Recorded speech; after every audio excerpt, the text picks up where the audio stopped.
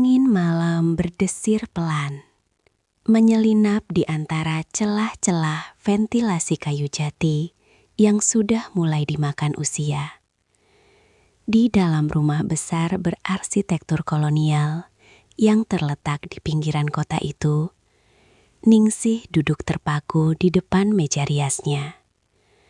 Cahaya lampu kuning temaram memantulkan wajah seorang wanita berusia 47 tahun yang masih menyisakan sisa-sisa kecantikan masa muda. Namun garis-garis halus di sudut matanya tidak bisa berbohong. Garis itu adalah peta dari ribuan hari yang ia lalui dalam ketabahan, juga ribuan malam yang ia habiskan dalam kesunyian.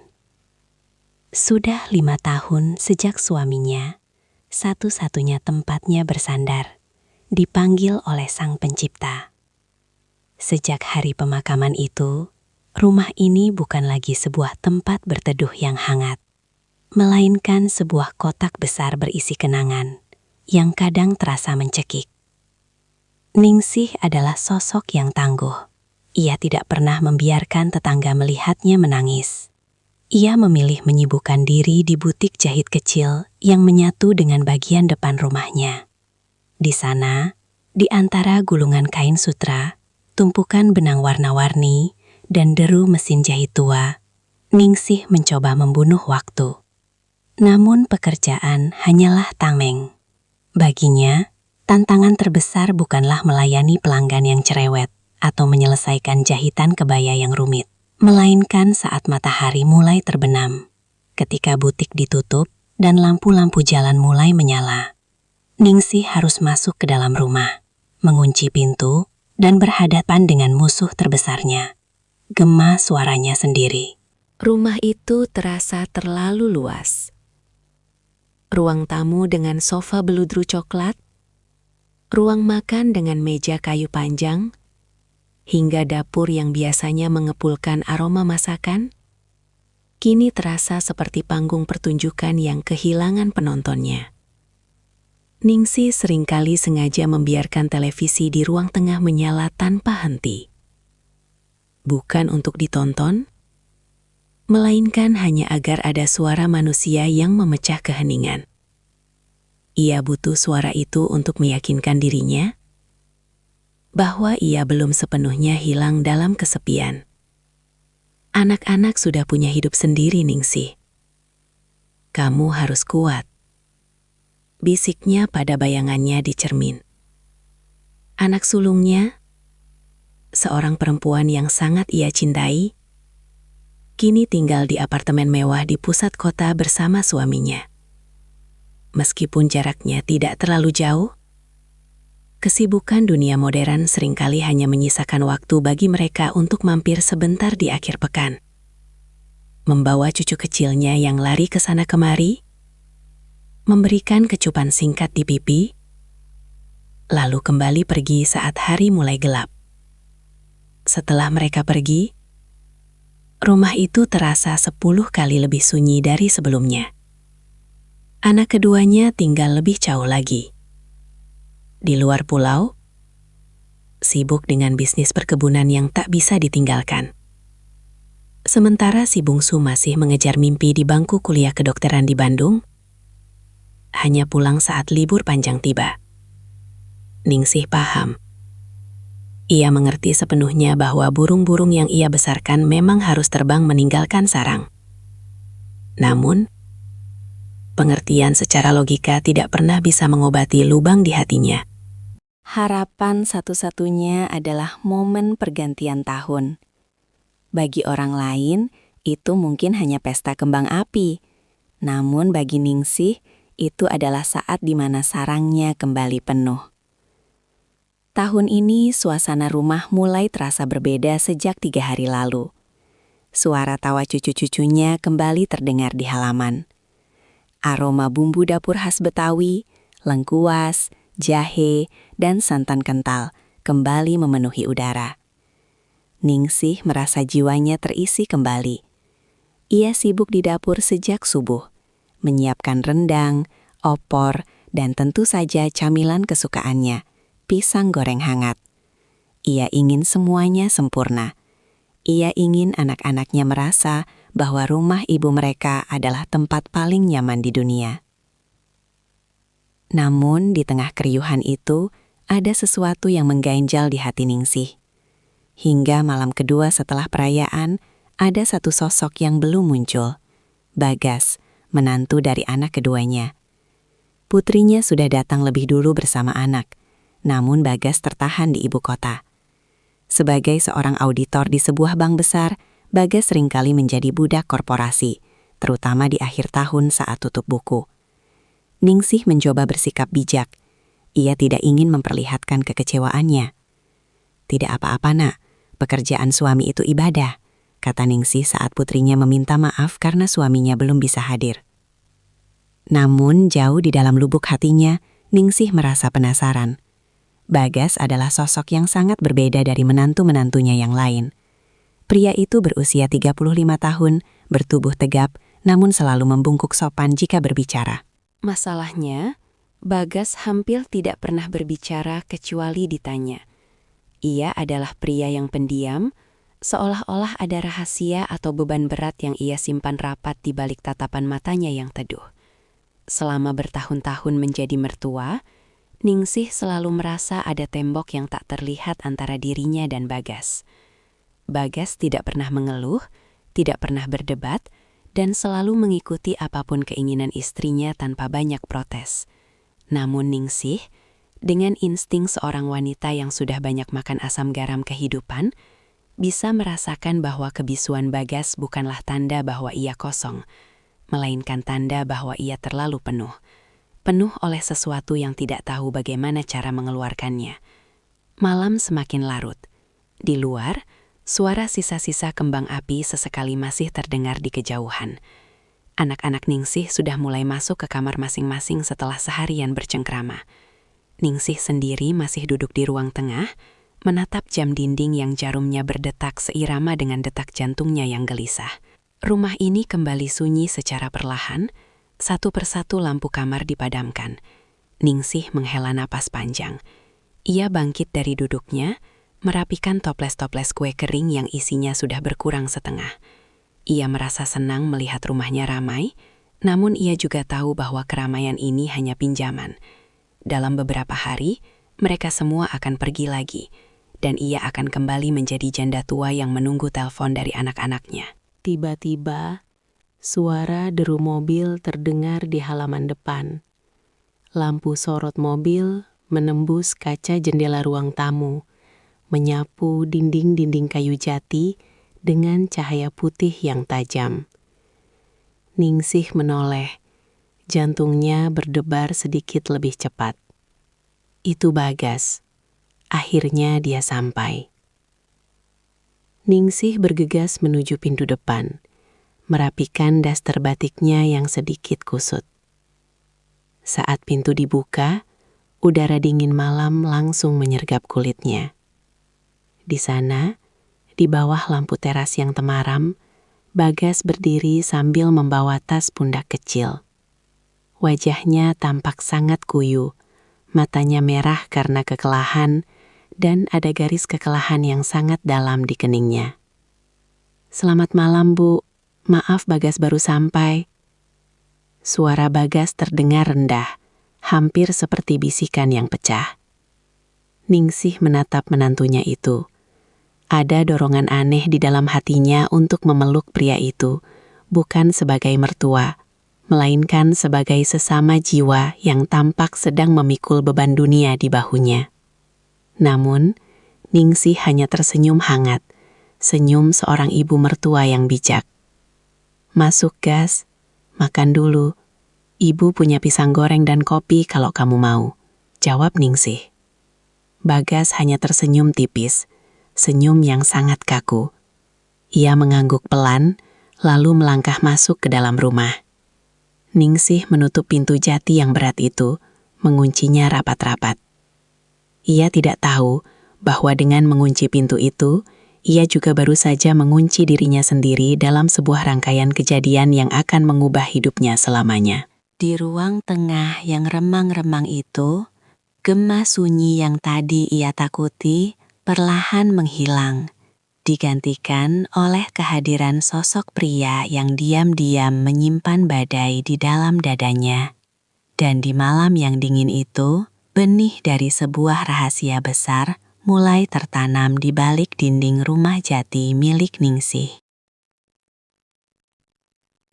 Malam kelima setelah puncak perayaan Tahun Baru, biasanya membawa suasana melankolis di rumah Ningsih. Keriuhan yang sebelumnya memuncak, kini mulai menyusut, menyisakan tumpukan piring kotor dan sisa-sisa bungkusan kado yang berserakan. Anak sulungnya sudah kembali ke kota sejak kemarin, sementara anak bungsunya asyik dengan dunianya sendiri di dalam kamar, telentang menatap layar ponsel.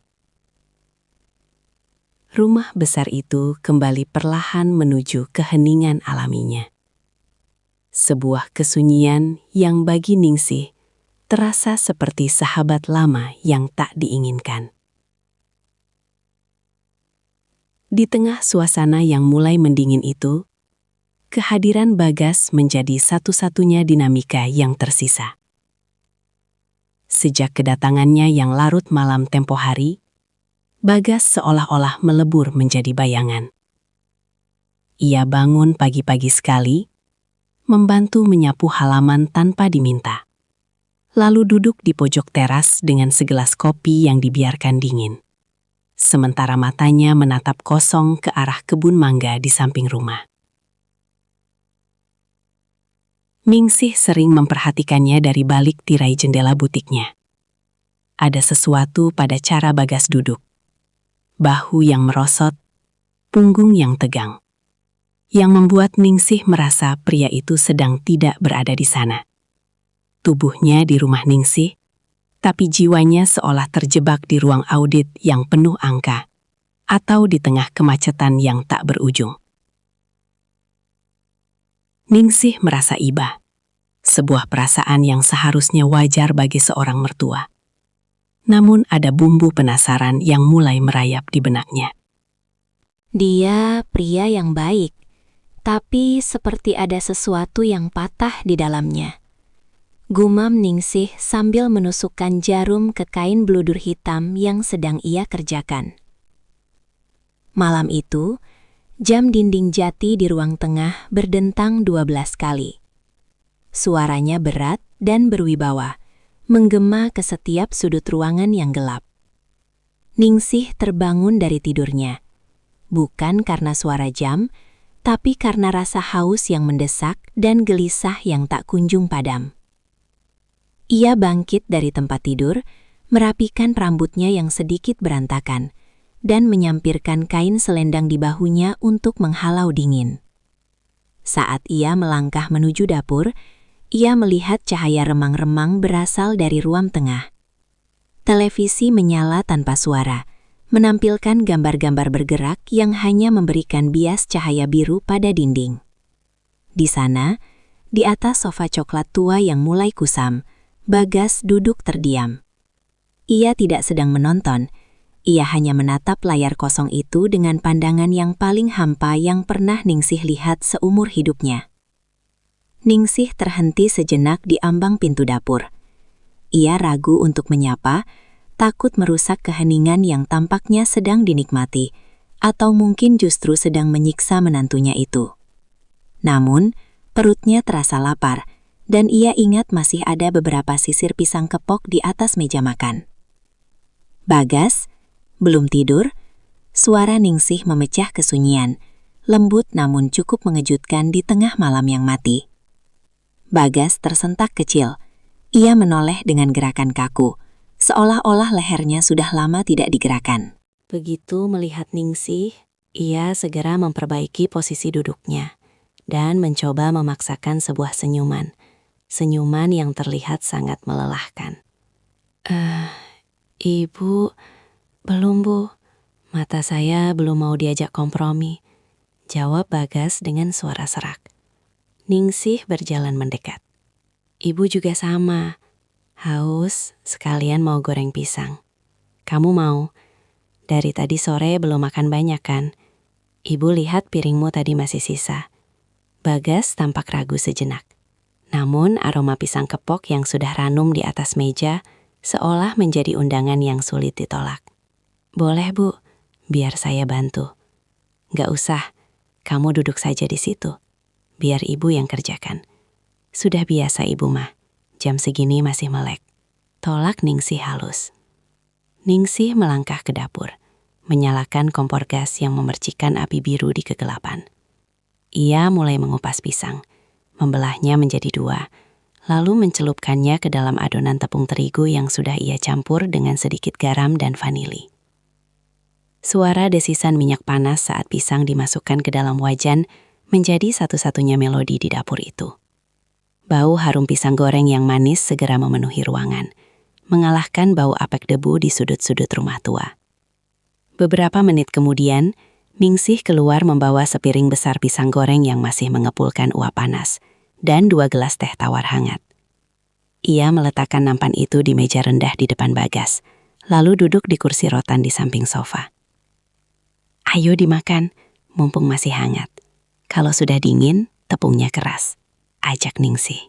Bagas mengambil 1 potong, meniupnya pelan, lalu menggigitnya. Enak Bu, pas manisnya. Mereka makan dalam diam selama beberapa saat. Hanya terdengar bunyi renyah dari tepung yang digigit dan detak jam dinding yang seolah semakin nyaring karena tidak ada suara lain. Ningsih memperhatikan Bagas dari sudut matanya.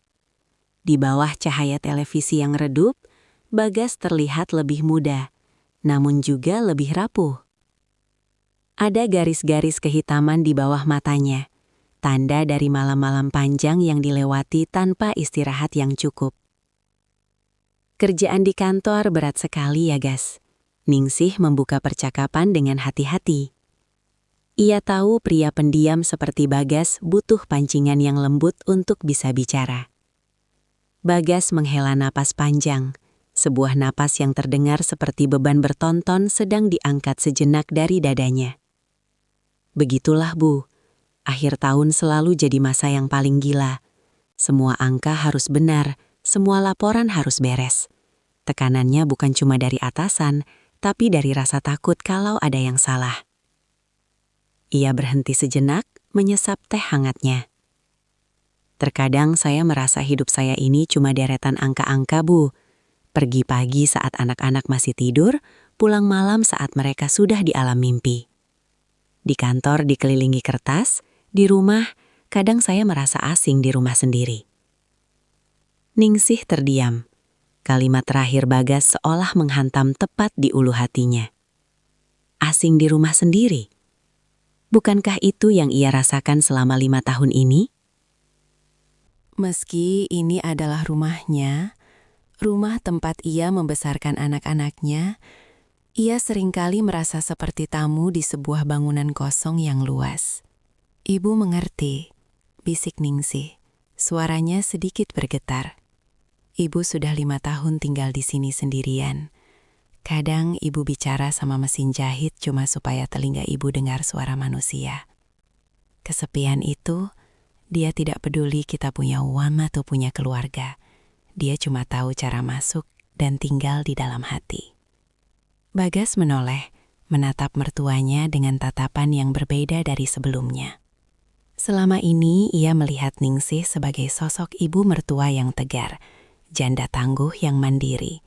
Ia tidak pernah menyangka bahwa di balik kebaya rapi dan senyum ramahnya, Ningsih menyimpan luka sunyi yang sama besarnya dengan kegelisahan yang ia miliki. Ibu juga merasa begitu? Tanya Bagas lirih. Ningsih mengangguk pelan. Setiap malam, Gas. Setiap malam ibu duduk di sini, menonton televisi yang ibu sendiri tidak tahu ceritanya tentang apa, cuma supaya rumah ini tidak terasa seperti kuburan. Momen itu menjadi titik balik. Di antara aroma pisang goreng dan teh tawar, tembok es yang selama ini memisahkan mertua dan menantu itu mulai retak. Bagas tidak lagi merasa perlu menjaga jarak profesional sebagai menantu yang sopan. Ia merasa menemukan seseorang yang benar-benar bisa mendengar frekuensi kesedihannya. Kadang aku iri sama ibu, kata Bagas. Kini ia tidak lagi menggunakan kata ganti saya yang kaku. Ibu punya butik, punya kesibukan yang ibu cintai. Aku cuma melakukan apa yang orang harapkan dari aku. Jadi suami yang cari uang, jadi ayah yang bertanggung jawab. Tapi aku lupa gimana caranya jadi diri sendiri. Ningsih bergeser duduknya, sedikit lebih dekat ke arah sofa tempat Bagas berada. Ia bisa mencium aroma parfum maskulin Bagas yang samar bercampur dengan bau keringat sisa perjalanan. Ada dorongan naluriah untuk menyentuh bahu pria itu, untuk memberikan kekuatan, seperti yang ia lakukan pada anak-anaknya dahulu. Hidup memang sering memaksa kita jadi orang lain, Gas, jawab Ningsih lembut. Tapi malam ini, di rumah ini, kamu tidak perlu jadi auditor. Kamu tidak perlu jadi menantu yang sempurna. Kamu cuma Bagas. Bagas menatap Ningsih. Mata wanita itu berkaca-kaca, memantulkan cahaya TV yang membuat matanya terlihat bersinar di kegelapan. Untuk pertama kalinya, Bagas melihat Ningsih bukan sebagai ibu dari istrinya, melainkan sebagai seorang wanita yang hangat, yang penuh pengertian, dan yang sama seperti dirinya, sedang sangat merindukan sentuhan manusia. Keheningan malam itu kini terasa berbeda, tidak lagi mencekam, melainkan terasa intim dan berbahaya. Ada udara yang mendadak terasa lebih berat di antara mereka. Jarak di antara kursi rotan dan sofa itu seolah-olah mengecil dengan sendirinya. Ningsih bisa merasakan jantungnya berdegup lebih kencang. Ia tahu ini salah. Ia tahu Bagas adalah suami anaknya. Namun, rasa hangat yang menjalar di dadanya saat Bagas menatapnya dengan penuh rasa terima kasih adalah sesuatu yang sudah lama hilang dari hidupnya.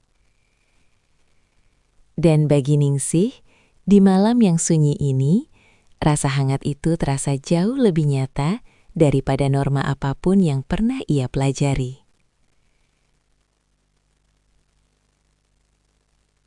Malam kelima itu baru saja dimulai, dan di ruang tengah yang remang-remang, rahasia besar itu mulai mengulurkan akarnya.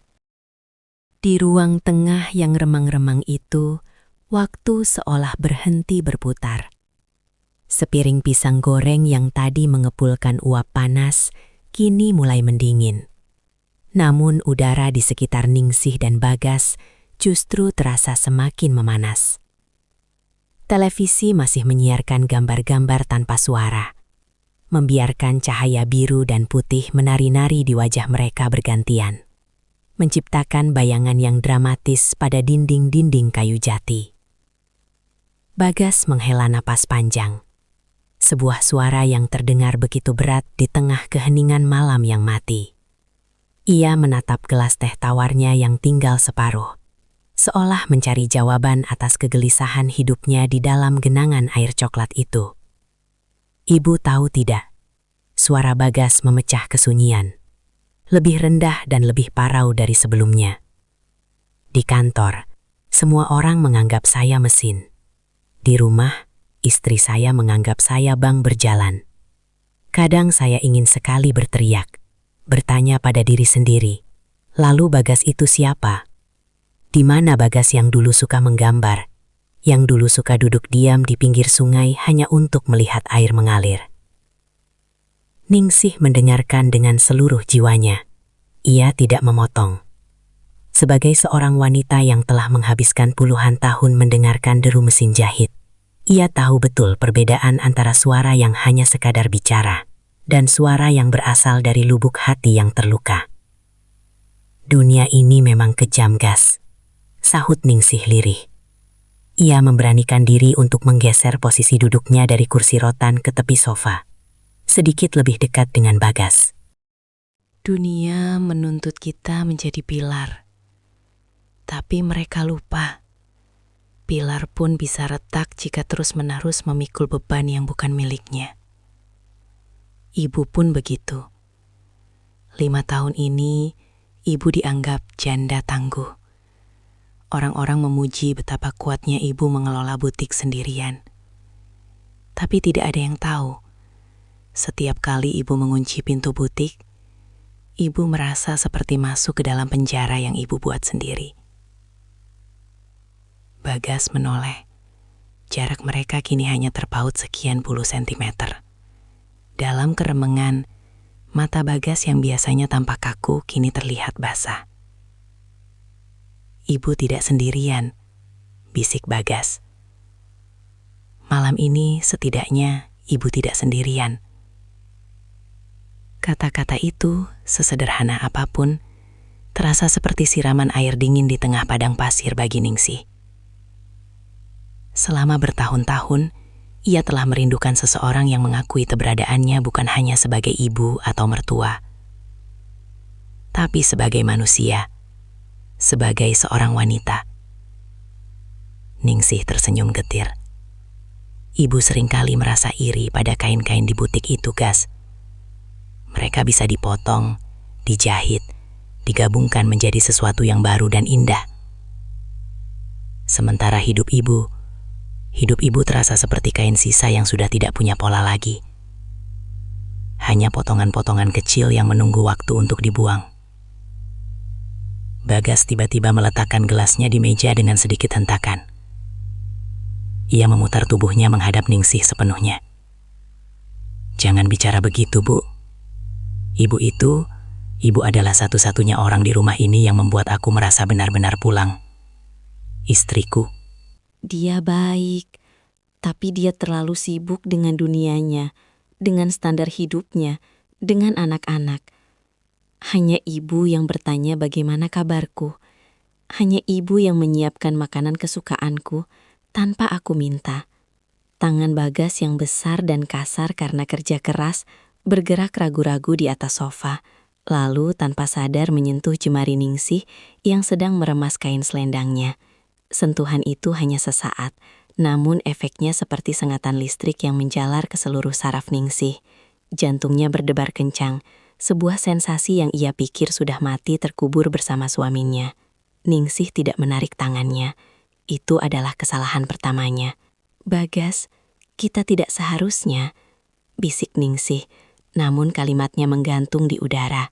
Ia tidak punya kekuatan untuk menyelesaikan peringatan itu, karena bagian lain dari dirinya, bagian yang kesepian dan rapuh, justru menginginkan sentuhan itu lebih dari apapun. "Aku tahu, Bu. Aku tahu ini salah," jawab Bagas. Suaranya kini terdengar seperti rintihan. "Tapi malam ini saja, biarkan aku merasa tidak sendirian. Biarkan aku merasa ada seseorang yang benar-benar melihatku." Bagas menggenggam tangan Ningsih sepenuhnya. Tangan Ningsih terasa dingin. Namun bagi Bagas, itu adalah pelabuhan paling hangat yang pernah ia temukan dalam waktu lama. Ningsih menatap wajah menantunya itu. Di bawah cahaya TV yang redup, wajah Bagas terlihat penuh duka yang sangat dalam. Ningsih merasakan dorongan keibuan bercampur dengan sesuatu yang jauh lebih gelap dan mendalam. Ia mengangkat tangannya yang lain, lalu dengan lembut mengusap pipi Bagas. Kulit pria itu terasa kasar karena kumis tipis yang belum sempat dicukur. Sebuah tekstur yang mengingatkan Ningsih pada mendiang suaminya.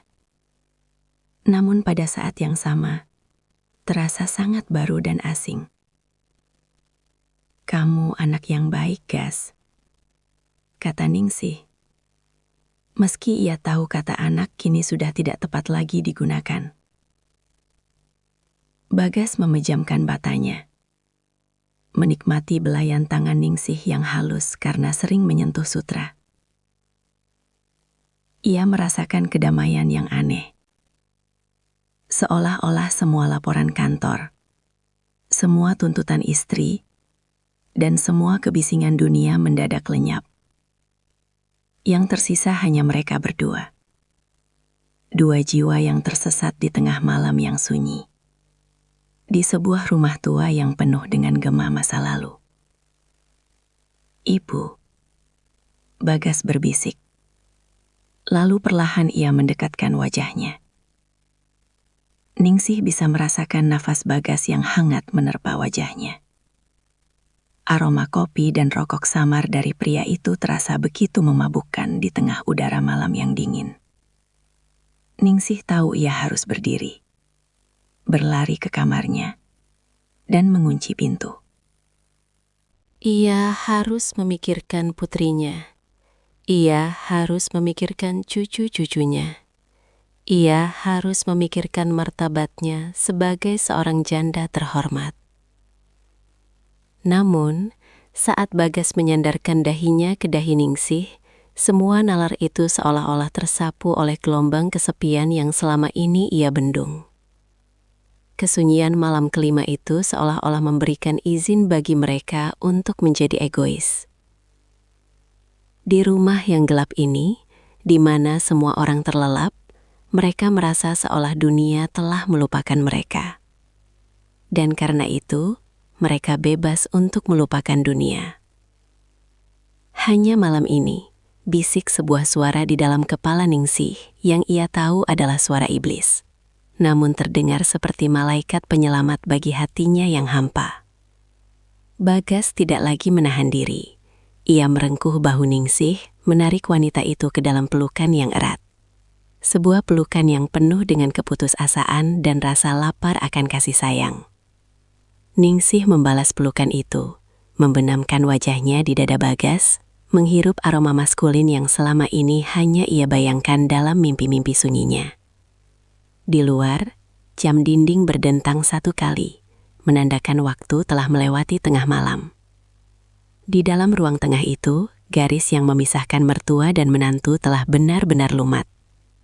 Luka yang terbuka itu tidak lagi berdarah, melainkan mulai saling bertautan, mencari penyembuhan di tempat yang paling salah. Pisang goreng di atas meja kini sudah dingin sepenuhnya, tak lagi dihiraukan. Televisi masih menyala, menampilkan titik-titik statis setelah siarannya berakhir. Menjadi satu-satunya saksi bisu atas sebuah pengkhianatan yang lahir dari rahim kesepian yang paling kelam. Malam itu, di bawah atap rumah jati yang megah, Ningsih dan Bagas telah melangkah masuk ke dalam sebuah labirin tanpa jalan keluar.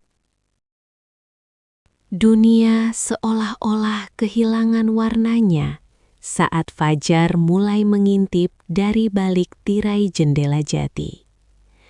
Cahaya keabu-abuan yang dingin merayap masuk, menyinari butiran debu yang menari di udara ruang tengah, seolah mengejek kekacauan yang baru saja terjadi.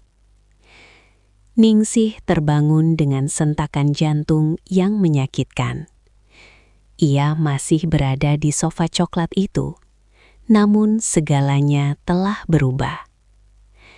Rumah yang kemarin terasa seperti istana kenangan, kini mendadak terasa seperti penjara yang penuh dengan mata yang mengawasi. Bagas sudah tidak ada di sampingnya. Pria itu berdiri di dekat jendela besar yang menghadap ke halaman samping, membelakangi Ningsih. Punggungnya yang tegap tampak kaku, seolah sedang menahan beban langit agar tidak runtuh menimpa rumah itu.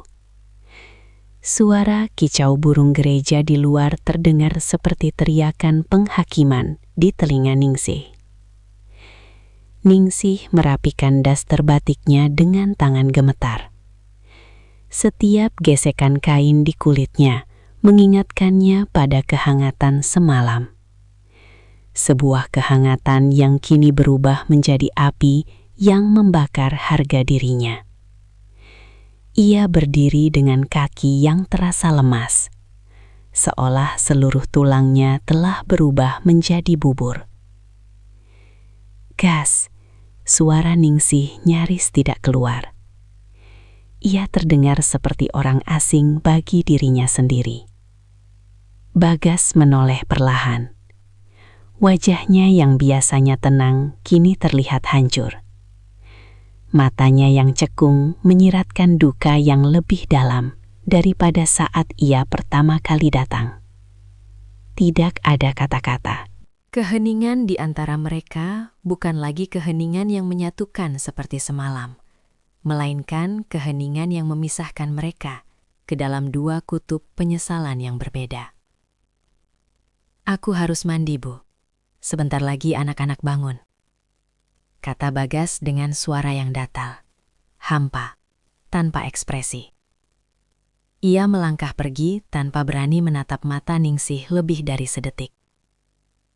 Ningsih terpaku di tengah ruangan. Ia menatap piring pisang goreng yang masih tersisa satu potong. Kini tampak pucat dan layu.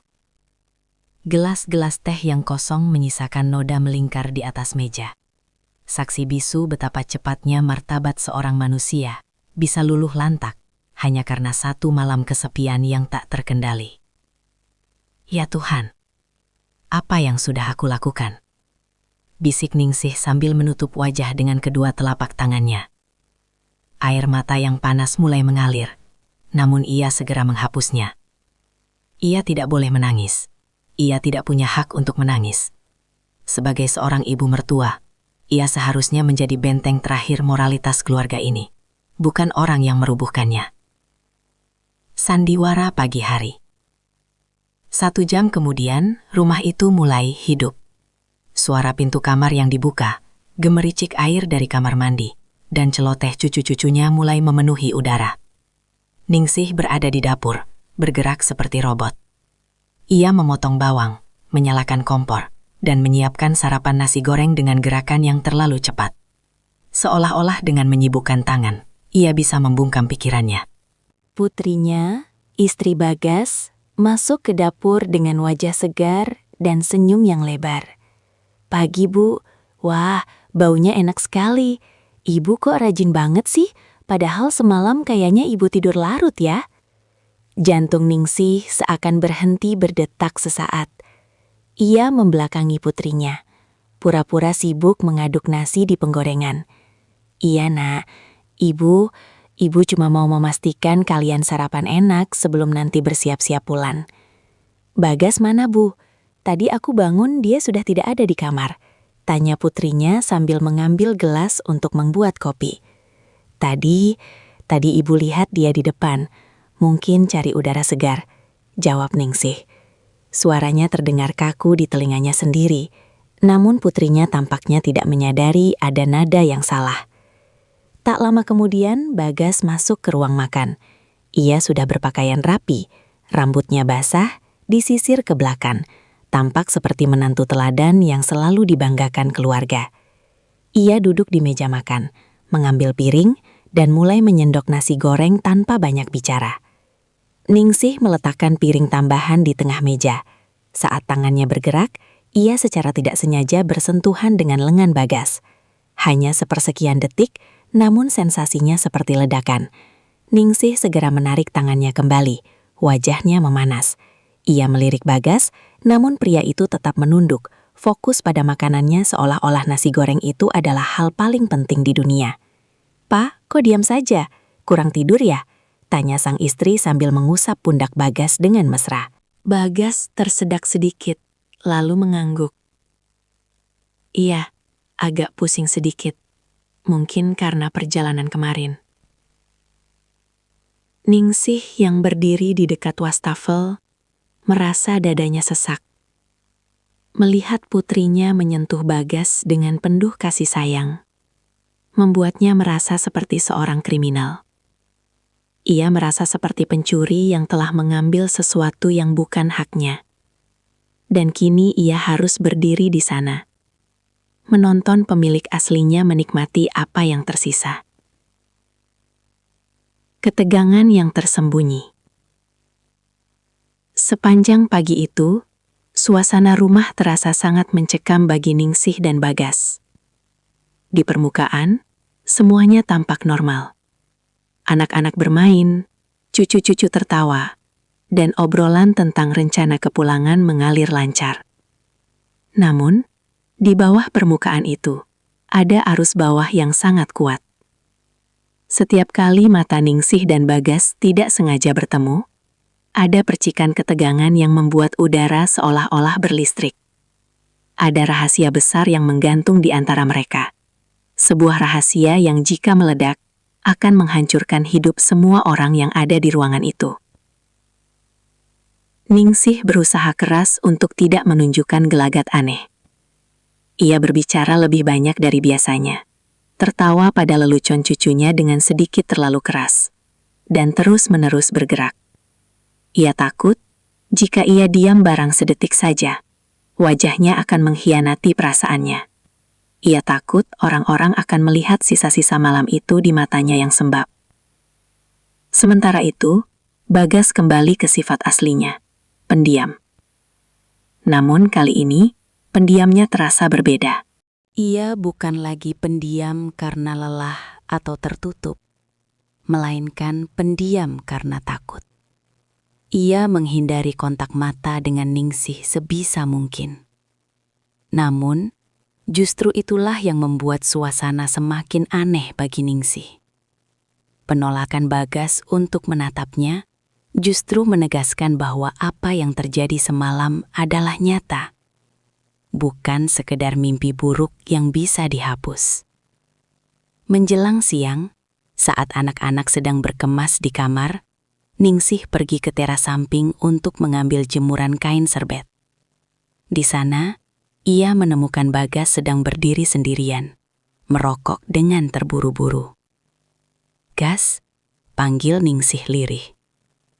Bagas menoleh, matanya terlihat liar sesaat sebelum kembali layu. "Bu, kita tidak bisa melakukan ini. Ini salah. Ini gila. Ibu tahu, Gas. Ibu tahu," jawab Ningsih dengan suara yang hampir pecah. "Kita harus melupakan semuanya. Anggap saja semalam tidak pernah terjadi. Demi mereka, Gas. Demi anak-anak." Bagas membuang puntung rokoknya dan menginjaknya dengan keras.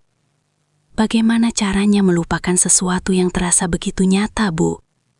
Setiap kali aku melihat istriku, aku merasa seperti iblis. Kamu harus bisa, Gas. Kamu harus kuat." Ningsih mendekat satu langkah, namun segera berhenti. Ia menyadari bahwa jarak di antara mereka kini bukan lagi sekedar jarak fisik, melainkan jurang moral yang sangat dalam. "Ibu akan menyimpan ini sampai mati. Kamu juga harus begitu. Jangan pernah katakan pada siapapun. Selamanya." Bagas hanya menatap Ningsih dengan pandangan yang penuh penderitaan. Ia ingin berkata sesuatu, mungkin sebuah permintaan maaf, atau mungkin sebuah pengakuan bahwa ia tidak menyesal sepenuhnya. Namun, suara putrinya yang memanggil dari dalam rumah memutus momen itu. "Pah, tolong bantu angkat kopar." Bagas menarik napas panjang, merapikan bajunya, dan kembali memakai topeng menantu sempurna. Ia berjalan melewati Ningsih tanpa menoleh lagi. Ningsih berdiri mematung di teras, memeluk serbet-serbet bersih di dadanya, merasakan air mata yang akhirnya jatuh membasahi kain itu. Ia menyadari bahwa mulai hari ini, kesepian yang ia rasakan akan memiliki rasa yang baru. Bukan lagi kesepian karena ditinggalkan, melainkan kesepian karena menyimpan rahasia yang paling kelam. Ia telah menyelamatkan keluarganya dari kehancuran dengan kesepakatan diam ini. Namun ia telah menghancurkan jiwanya sendiri dalam prosesnya. Ambang jurang itu masih ada di sana, menganga lebar. Dan Ningsih tahu, meskipun ia tidak jatuh ke dalamnya, ia akan selamanya berdiri di tepiannya, menatap kegelapan yang ia buat sendiri. Mobil SUV perak milik Bagas perlahan bergerak mundur, meninggalkan jejak ban di atas tanah halaman yang masih basah oleh embun pagi.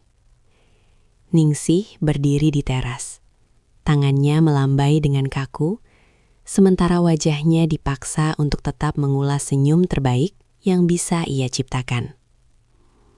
Di dalam mobil itu, putrinya melambaikan tangan dengan riang, sementara cucu-cucunya menempelkan wajah ke kaca jendela sambil berteriak, "Dadah nenek, nanti main lagi ya. Hanya Bagas yang tidak menoleh. Matanya terpaku lurus ke depan. Kedua tangannya mencengkram kemudi dengan begitu kuat hingga buku-buku jarinya memutih. Bagi dunia luar, itu adalah pemandangan perpisahan keluarga yang manis. Namun bagi Ningsih, deru mesin mobil itu terdengar seperti lonceng kematian bagi ketenangan jiwanya. Begitu mobil itu hilang di tikungan jalan, Ningsih menurunkan tangannya. Seketika itu juga, senyumnya luruh, digantikan oleh gurat kelelahan yang luar biasa. Ia berbalik dan masuk ke dalam rumah.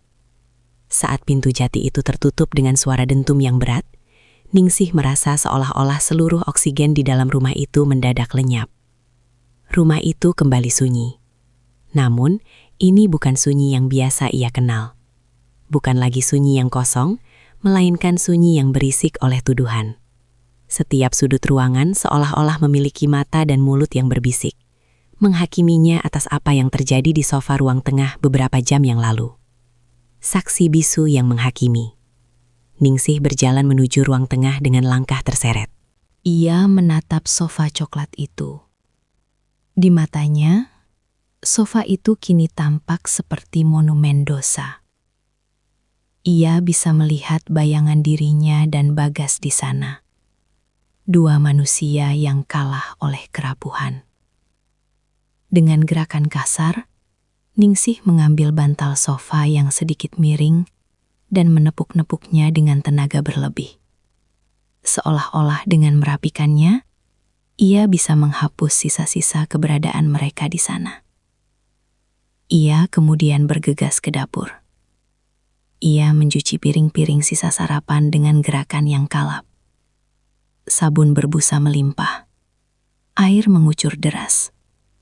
Namun tidak ada yang bisa membersihkan rasa kotor yang ia rasakan di balik kulitnya sendiri. Astaghfirullah. Astaghfirullah. Bisiknya berulang-ulang. Suaranya pecah, beradu dengan denting piring yang beradu dengan wastafel. Setiap kali ia memejamkan mata, ia melihat wajah putrinya. Putrinya yang begitu bangga padanya.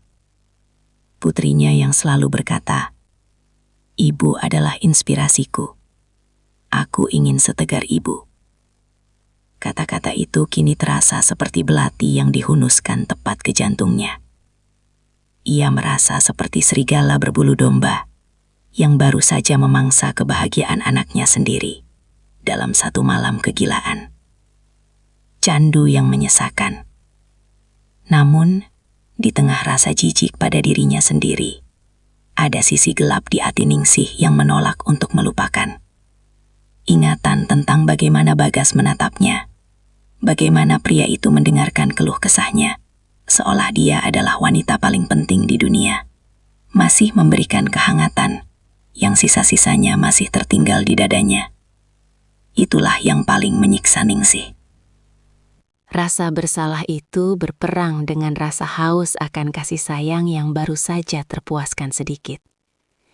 Ia membenci dirinya sendiri karena merindukan getaran itu. Ia membenci kenyataan bahwa setelah 5 tahun menjadi bayangan, ia merasa hidup justru saat melakukan kesalahan paling fatal dalam hidupnya. Sore harinya, Ningsih mencoba mencari pelarian di butiknya. Ia menyalakan mesin jahitnya, suara tak-tek dari jarum yang menembus kain biasanya menjadi meditasi baginya. Namun hari ini, jarum itu berkali-kali meleset. Benangnya kusut, persis seperti pikirannya. Tiba-tiba, ponselnya di atas meja jahit bergetar. Sebuah pesan masuk dari putrinya. "Bu, kami sudah sampai di rumah dengan selamat. Bagas langsung tidur, katanya pusing sekali.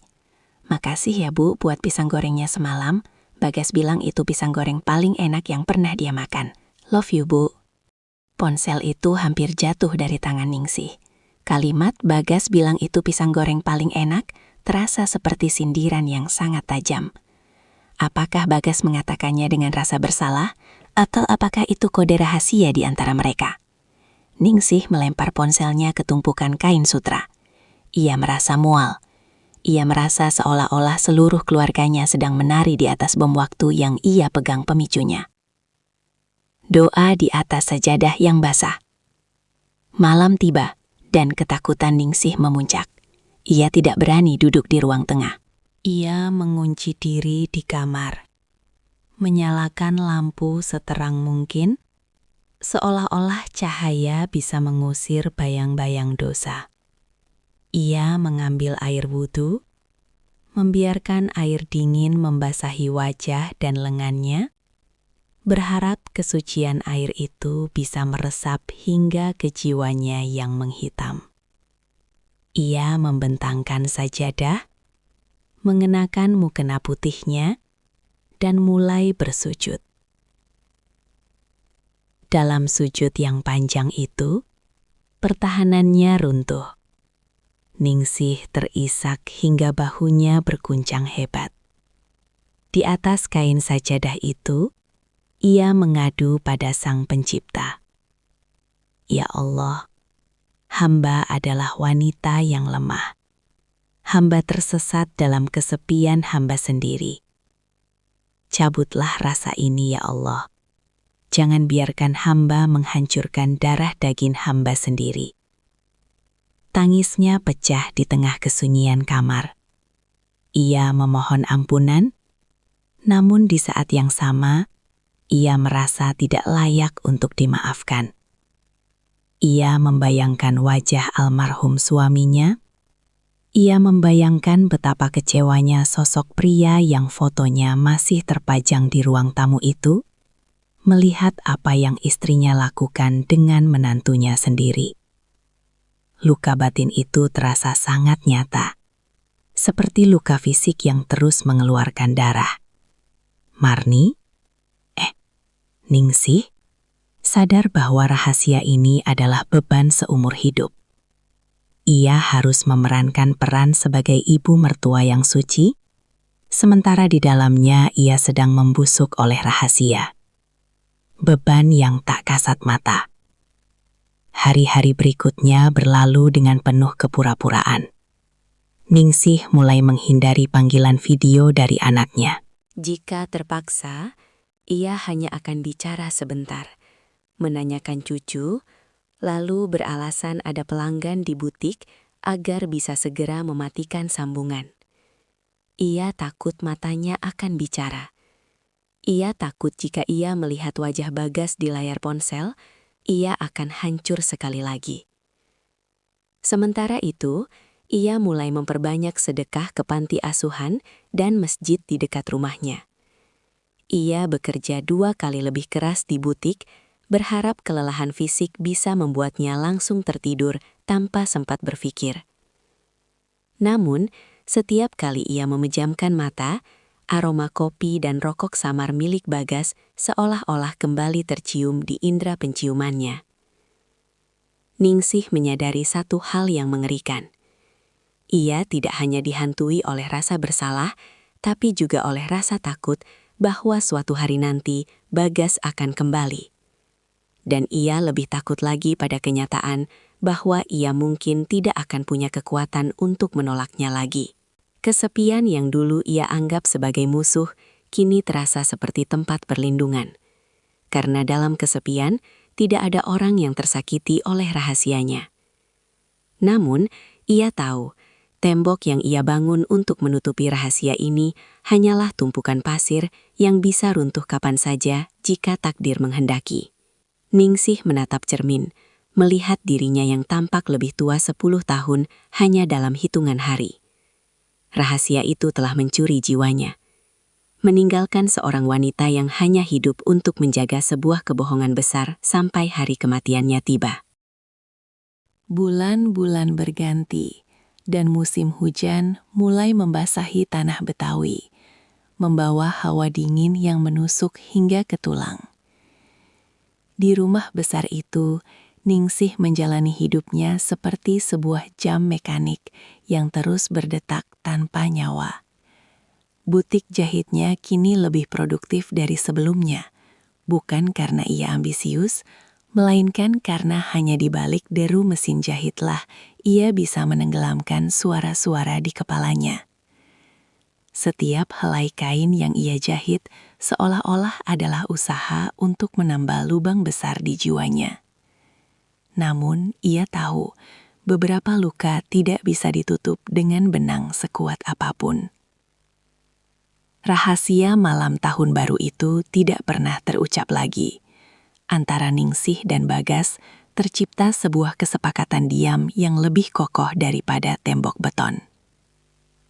Mereka adalah dua orang yang saling berbagi kematian di dalam diri mereka masing-masing. Pertemuan yang menyakitkan. Ujian terberat datang saat Idul Fitri tiba, beberapa bulan setelah kejadian itu. Rumah Ningsih kembali penuh. Anak-anaknya pulang, termasuk putri keduanya bersama Bagas dan cucu-cucu mereka. Ningsih harus mengenakan topeng paling sempurna yang pernah ia buat. Ia memasak ketupat, menyiapkan rendang, dan tersenyum menyalami tetangga, seolah-olah ia adalah janda paling suci di lingkungan itu. Saat Bagas melangkah masuk ke rumah, suasana mendadak terasa hampa bagi Ningsih. Pria itu tampak lebih kurus, rambutnya sedikit memutih di bagian samping, dan matanya kini memiliki kedalaman duka yang permanen. Pertemuan yang menyakitkan. Ketika tiba giliran Bagas untuk sungkem, mencium tangan Ningsih sebagai mertuanya, seluruh tubuh Ningsih menegang. Tangan mereka bersentuhan, singkat, namun rasanya seperti aliran listrik yang membakar. Bagas menundukkan kepala sangat dalam. Suaranya bergetar saat mengucapkan kalimat formal. Mohon maaf lahir dan batin, Bu. Maafkan semua kesalahan Bagas. Ningsih menatap ubun-ubun menantunya itu. Air matanya hampir jatuh, bukan karena haru kemenangan Idul Fitri, melainkan karena ironi yang begitu pahit. Iya, Gas. Ibu juga minta maaf. Semua sudah Ibu maafkan. Semoga kita semua bisa menjadi orang yang lebih baik. Jawab Ningsih dengan suara yang hampir tercekat di tenggorokan. Di ruang tamu, di depan anak dan cucunya, mereka adalah mertua dan menantu yang saling menghormati. Namun di dalam batin, mereka adalah dua orang asing yang terikat oleh rantai dosa yang tak terlihat. Bagas tidak pernah lagi berlama-lama di dapur atau ruang tengah. Ia lebih banyak menghabiskan waktu bermain dengan anak-anaknya atau berpura-pura tidur lebih awal. Mereka saling menghindari, bukan karena benci, tapi karena melihat wajah satu sama lain adalah cara tercepat untuk memanggil kembali rasa bersalah yang menyesakkan dada. Penebusan yang sunyi. Tahun-tahun berlalu dengan cepat. Anak bungsu Ningsih lulus kuliah, putri sulungnya pindah ke luar negeri, dan Ningsih semakin menua. Rambutnya kini memutih sepenuhnya. Butiknya sudah ia tutup karena matanya tak lagi kuat melihat lubang jarum. Namun rumah itu tetap ia tinggali sendirian. Bagas, di sisi lain, berubah menjadi suami yang luar biasa perhatian. Ia seolah-olah mendedikasikan sisa hidupnya untuk menebus satu malam kesalahan itu. Ia tidak pernah lagi mengeluh pada istrinya. Ia menjadi ayah yang sangat hadir untuk anak-anaknya. Orang-orang melihat keluarga mereka sebagai teladan keluarga harmonis. Namun, setiap kali Bagas duduk sendirian di kantornya yang mewah, ia seringkali termenung menatap ke arah jendela, teringat pada aroma pisang goreng dan kehangatan yang pernah ia temukan di rumah mertuanya. Ningsih pun mencari jalannya sendiri. Ia menjadi lebih religius. Ia menghabiskan waktunya di masjid, membantu mengajar mengaji anak-anak yatim, dan menyedekahkan hampir seluruh harta peninggalan suaminya. Ia berharap Tuhan melihat usahanya untuk membersihkan noda yang tak terlihat itu. Namun setiap kali ia bersujud, bayangan malam itu tetap muncul, bukan sebagai kenangan manis, melainkan sebagai pengingat akan kerapuhan manusia. Senja yang tak terelakkan. Suatu sore di usianya yang ke-65, Ningsih duduk di kursi rotan di teras samping, tempat ia dan Bagas pernah berbicara. Ia menatap matahari yang perlahan tenggelam, mewarnai langit dengan semburat jingga dan ungu yang megah. Tubuhnya mulai sering sakit-sakitan, dan ia tahu waktunya mungkin tidak lama lagi. Telepon genggamnya bergetar. Sebuah video call dari cucunya, yang kini sudah beranjak remaja. Di latar belakang, ia melihat Bagas sedang memanggang daging di halaman belakang rumah mereka. Tampak bahagia dikelilingi anak-anaknya. Bagas sempat menoleh ke kamera, melambaikan tangan, dan tersenyum tipis pada Ningsih. Ningsih membalas senyuman itu. Di momen itu, Ningsih menyadari sesuatu. Rahasia ini telah mengubah mereka menjadi orang yang lebih baik melalui cara yang sangat menyakitkan. Mereka menjadi lebih rendah hati, lebih waspada terhadap godaan, dan lebih menghargai keluarga, karena tahu betapa mudahnya semua itu dihancurkan. Rahasia ini akan mati bersamaku, bisik Ningsih pada angin senja. Ia tidak pernah menyesal telah memberikan kehangatan pada jiwa yang lapar malam itu. Namun, ia akan selamanya menyesali pengkhianatan yang menyertainya. Baginya, itu adalah salib yang harus ia panggul sendirian. Ia telah memilih untuk diam, membiarkan dirinya sendiri yang terbakar oleh api rasa bersalah, agar anak-anaknya tetap bisa hidup dalam cahaya kebahagiaan yang terang benderang. Penutup, Gema di Rumah Jati. Beberapa tahun kemudian, Ningsih berpulang dengan tenang di kamarnya. Saat pemakaman, Bagas berdiri paling depan di samping liang lahat. Ia membantu menurunkan jenazah mertuanya itu dengan tangan yang gemetar hebat. Saat tanah mulai menutupi papan kayu, Bagas membisikkan doa yang tidak didengar oleh siapapun, kecuali tanah dan Tuhan. Terima kasih, Bu. Terima kasih sudah menjaga rahasia ini. Dan maafkan aku, isaknya pelan, tertutup oleh suara talqin yang dibacakan Ustadz. Rumah jati itu akhirnya dijual. Barang-barang di dalamnya dibagikan atau dibuang. Sofa coklat di ruang tengah berakhir di gudang barang bekas.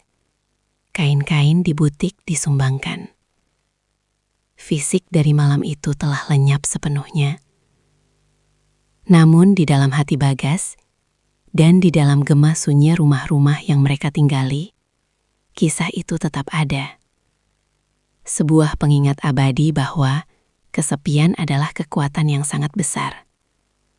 Ia bisa meruntuhkan gunung moralitas, namun ia juga bisa menjadi rahim bagi penebusan yang paling sunyi. Kisah Ningsih dan Bagas terkubur dalam-dalam di bawah tanah pemakaman yang tenang, menjadi sebuah rahasia besar yang takkan pernah terungkap oleh dunia, namun akan selalu diingat oleh Tuhan, sebagai bagian dari drama kehidupan manusia yang penuh dengan celah dan cinta yang salah arah.